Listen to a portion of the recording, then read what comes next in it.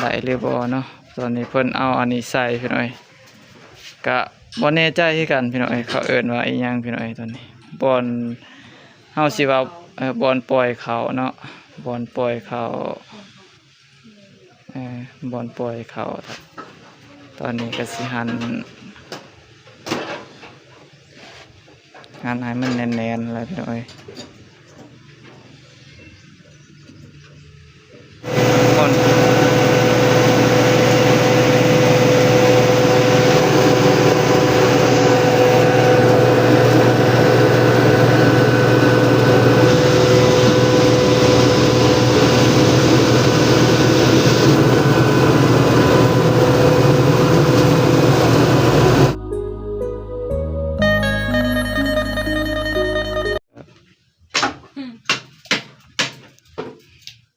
เย่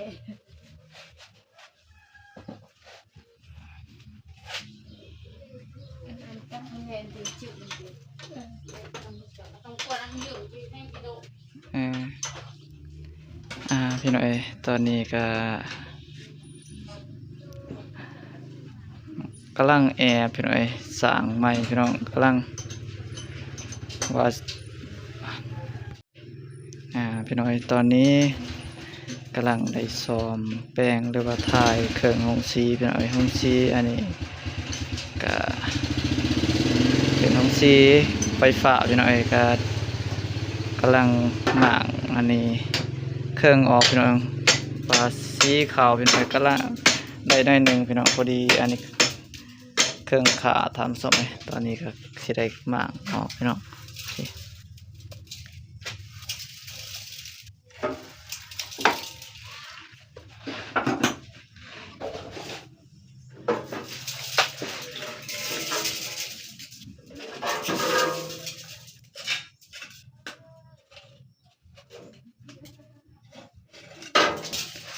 สาวหลาเพิ่นหมางพี่น้อยมื้อนี้กำลังสิได้คลิป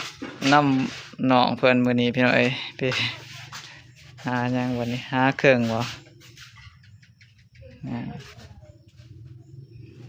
สิได้หมางพี่น้อยนี่โตของยาพี่น้อยตัวนี้ขาดพี่น้องมันขาดน้อยหนึงบ่ได้เด้พี่น้อยมันก็สีมันบ่เป็นรองเท้าสมัยนี้ตอนนี้เพิ่นยังเลือกเอาเครื่องพี่น้อยว่าสิเอาเครื่องตัวใดมาใส่มันจึงสิถือมันจึงสิอันนี้พี่น้อยมันจึงสิเป็น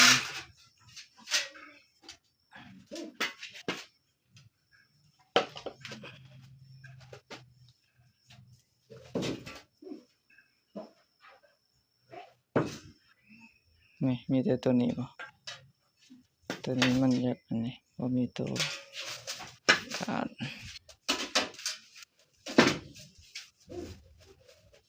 นี่แหละพี่น้อยกำลังว่าสิแอบนำเพิ่นสีขาวพี่น้อยเพิ่นกำลังแอบหน่อยบาเล่าไต่สีขาวมื้อนี้พี่น้อยแต่ว่าพอดีว่าสิแอบแต่สีขาวซื่อๆบ่แม่นแอบเปลี่ยนเครื่องของสีได้พี่น้อยแต่ว่าดันมาเจอว่าอันนั้นพี่น้อยดันมาเจออันนี้เครื่องขาดพี่น้อยก็เลยได้เฮียนทั้งสีขาวแล้วก็เฮียนทั้งอันนั้นใส่เครื่องหงสีขาวเลยพี่น้อยก็ได้2บทเรียนเท่าสมัยมื้อนี้พี่น้องก็ได้เก็บภาพบรรยากาศให้พี่ให้น้องได้มาเบิกมาสบนำกันเลยพี่น้อยเอาเบิ่งบ่ทันแนวห้องก็ใส่บางยาวใส่บ่บ่ใส่บ่เป็นหยังจริงบ่ใส่มันบ่มีตัวขาดบ่โอ้ตัวนั้นแปลว่าหมายถึงว่าเฮาอันนั้นห้องใส่ตัวมันขาดโอ้เนาะตอนนี้เพิ่นปิดโอ้เวลาแกะมีแต่อันนั้นเอาน็อตอันเดียวหั่นน็อตอันเดียวออกบ่ซองบ่หมดนี่เลยอ๋อทั้งหมดมีจักน็อตนี่มี4บ่ทั้งข้างก็หั่นเหมือนกันบ่บ่แม่นติอ๋อหั่นพอดี4-5น็อตนี่แหละพี่น้อยหั่นออกพี่น้อยตอนนี้เพิ่นหั่นข้าวพี่น้อย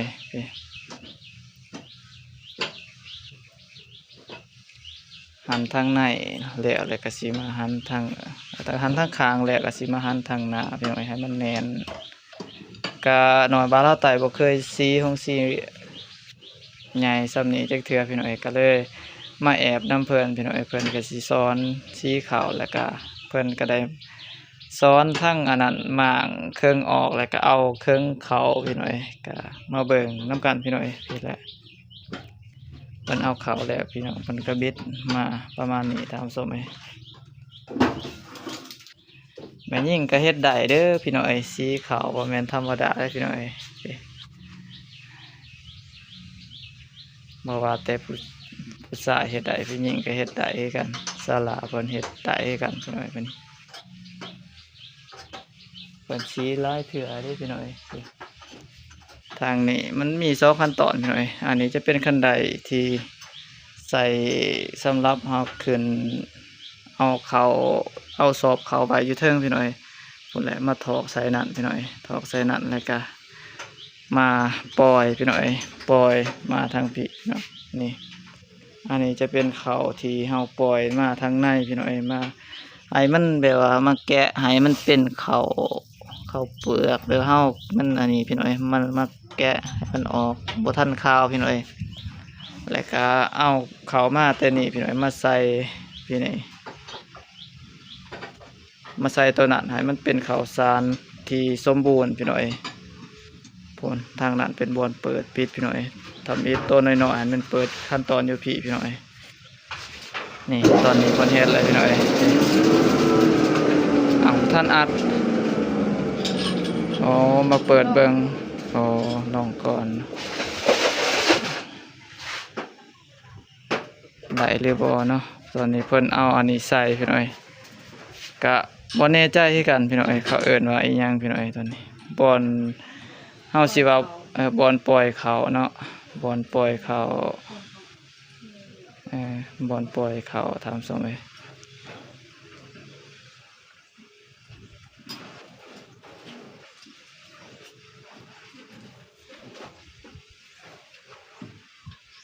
ทางนี้มี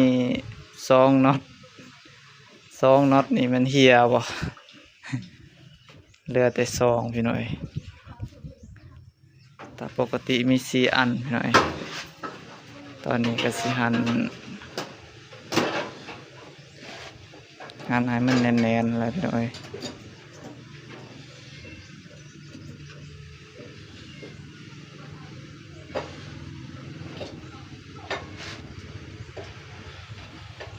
พี่น้อยตอนนี้ก็แล้วเรียบร้อยพี่น้อยก็มีแต่มาตรงเขาทำสมัยพี่มาเบิ่งน้ำกันสาวลาเปิ้นสิเปิดพี่น้อยคือบ่หมดเอายังสิถอกใส่เติมเนาะเปิดเรียบร้อยพี่น้อย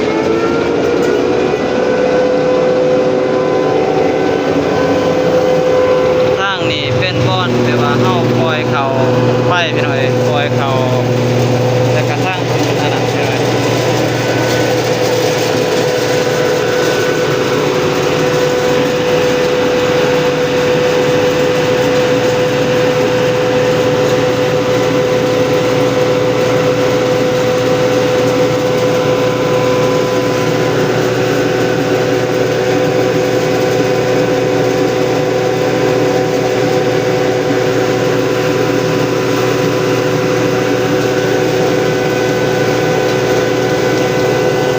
เบิ่งว่าเขามันงามแล้วหรือบ่ครับพี่น้อยมันแปลว่าเข้าเปลือกออกหมดแล้วหรือบ่แล้วเฮาก็จริงเอาออกแล้วก็เอาแต่เขาดีๆพี่น้อยตอนนี้มันมีเขาซานแล้วแก้มกับข้าวเปลือกแล้วก็เอามาถอกใส่อยู่เทิงพี่น้อยนี่แหละนี่แหละครับเข้าไป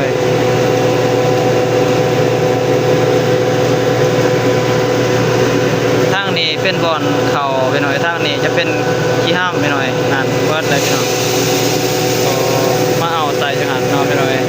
มาป่นกับเขาเปลือกพี่น้องนี่ประมาณนี้พี่น้อยคน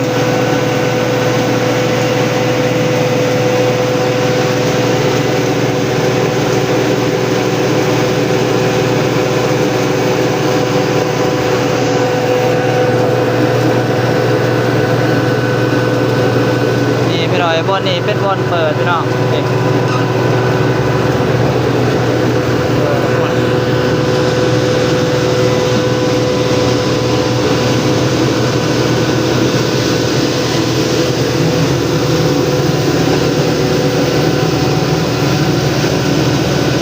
ทางนี้เป็นบอนกวดที่ห้ามออกตามส้มเลย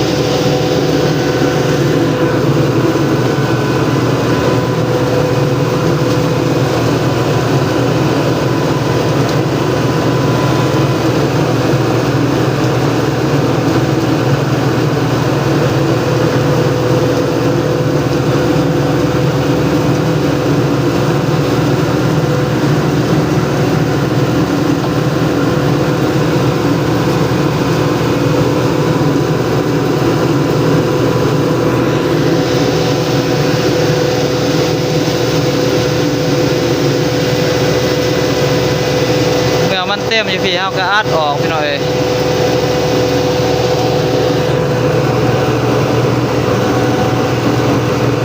มาเบิ่งเป็นข้าวสารตามตรงจะขาวงามพอสมควรตามตรงเลย